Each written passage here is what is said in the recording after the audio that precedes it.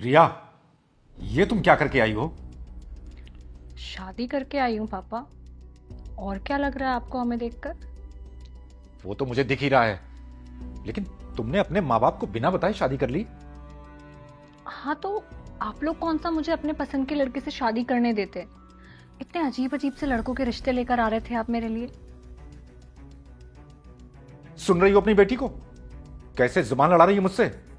अरे इसके लिए मैंने कितने अच्छे अच्छे लड़के देखे थे, सारे अच्छे बिजनेस फैमिली से थे, और ये पता नहीं किसे ले आई दूल्हा बनाकर। रिया, इतना गलत काम करते हुए तुम्हें एक बार भी अपने माँ बाप का ख्याल नहीं आया? अरे शहर के सबसे बड़े व्यापारी हैं तेरे पापा, चार चार शोरूम है अपने गाड़ियों के शहर में। जब लोग ये सुनेंगे कि अनुज जी की बेटी ने भागकर शादी की है, तो क्या इज्जत रह जाएगी हमारी? मम्मी, ये कैसी इज्जत है जो अपने पसंद के लड़के से शादी करते ही खत्म हो गई? लो, अब सुन लो अपनी बेटी को। मैंने मना किया था कि इसे लंदन मत भेजो पढ़ने के लिए, इसे दिल्ली में ही पढ़ाते हैं, लेकिन ना, तुम्ही को शौक चढ़ा था कि लंदन में पढ़ाएंगे। अब लंदन से दूल्हा लेकर आ गई अपने लिए। पापा, आप एक बार विकास से मिल तो लीजिए। आप अभी इसके बारे में जानते ही क्या है? और जानना भी नहीं है मुझे। देखने से ही लग रहा है कि कोई टैक्सी वैक्सी चलाता है। यहां मेरे गाड़ियों के शोरूम चल रहे हैं, और मेरी बेटी एक टैक्सी वाले से शादी कर रही है। वाह पापा, कितनी जल्दी आपने इसको जज कर लिया। अरे कम से कम एक बार बात करने की कोशिश तो कीजिए प्लीज। सुनिए जी, वो बेटी ने शादी तो कर ही ली है, अब हमें ना अपना मन मनाकर ये शादी मान लेनी चाहिए। तुम ही मानो जाकर, मैं नहीं मानने वाला। देखिए, रिया सही कह रही है। अरे उससे बातचीत तो करो। ऐसे बिना बातचीत किए आपने क्या जान लिया उसके बारे में? कैसे जज कर लिया उसे? अरे दुनिया देखी है मैंने। मैं केवल कपड़े लत्ते और हाव भाव देखकर जान जाता हूं आदमी को। लेकिन चलो, हाँ भाई, बताओ नाम क्या है तुम्हारा और करते क्या हो? नमस्ते अंकल जी, मेरा नाम विकास है और मैं खुद की फास्ट फूड चेन चलाता हूँ। अच्छा, मतलब बर्गर वर्गर पास्ता वास्ता बेचते हो हैं? नहीं पापा, उसका तुम मतलब। चुप रहो, मैं बात कर रहा हूं ना। तुम खड़े क्यों हो? जवाब दो। वेटर हो? नहीं अंकल, वेटर नहीं हूँ, और मेरी खुद की कंपनी में बर्गर और पिज़्ज़ा बनते हैं। अच्छा, और तुम्हारी ये कंपनी है कहां? यूके में है, ऑस्ट्रेलिया में, और यहाँ इंडिया में भी है।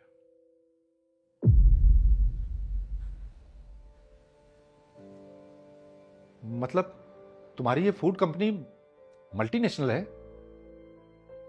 जी अंकल, यूके बर्गर्स का नाम तो आपने सुना ही होगा ना।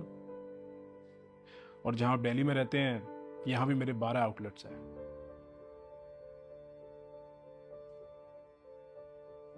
ये यूके बर्गर्स तुम्हारी कंपनी है? जी। अरे पर ये तो बहुत बड़ा ब्रांड है। जी अंकल, अगर मैं सिर्फ इंडिया की बात करूं तो यहाँ हमारा टर्नओवर लगभग 60 करोड़ रुपए का है।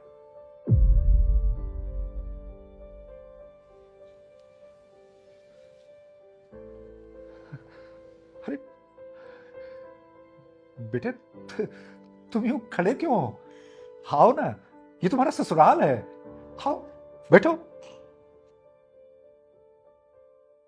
रिया बेटी, तुमने पहले कभी इनके बारे में हम लोगों को नहीं बताया।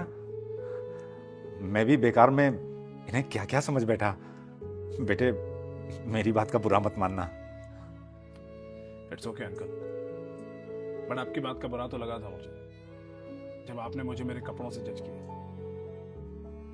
फिर बाद में मैंने सोचा कि एक तो आप मुझसे बड़े हैं, ऊपर से रिश्ते में आप मेरे ससुर जी हैं, इसलिए अब मैं आपकी बात का बुरा नहीं मानूंगा। मुझे माफ कर देना बेटे। बाप हूं ना बेटी का, चिंता लगी रहती है। मैं भी दुनिया के हर बाप की तरह चाहता था कि अपनी बेटी को किसी अच्छे घर में भेजूं। बस इसलिए तुम दोनों को साथ देख के मैं डर गया था, लेकिन अब मैं निश्चिंत हो गया हूं।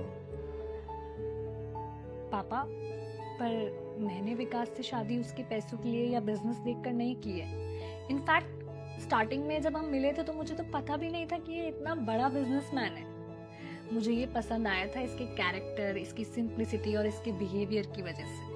तभी मैंने इससे शादी करने का डिसीजन लिया था। और कहीं ना कहीं आप भी तो चकमा खा गए ना इसकी सिंप्लिसिटी देखकर। तुम ठीक कह रही हो बेटी, और मैं अब ये सबक लेता हूं कि कभी किसी को उसके कपड़ों से जज नहीं करूंगा। बेटे मुझे फिर से माफ कर देना। इट्स ओके अंकल, आपको बार बार माफी मांगने की जरूरत नहीं है, आप बड़े हैं मुझसे। आप बस आंटी रिया बता रही थी कि आप चाय बहुत अच्छी बनाती है। हाँ बेटा, अभी बढ़िया सी चाय बनाकर लाती हूँ, मसाले वाली, दोनों के लिए।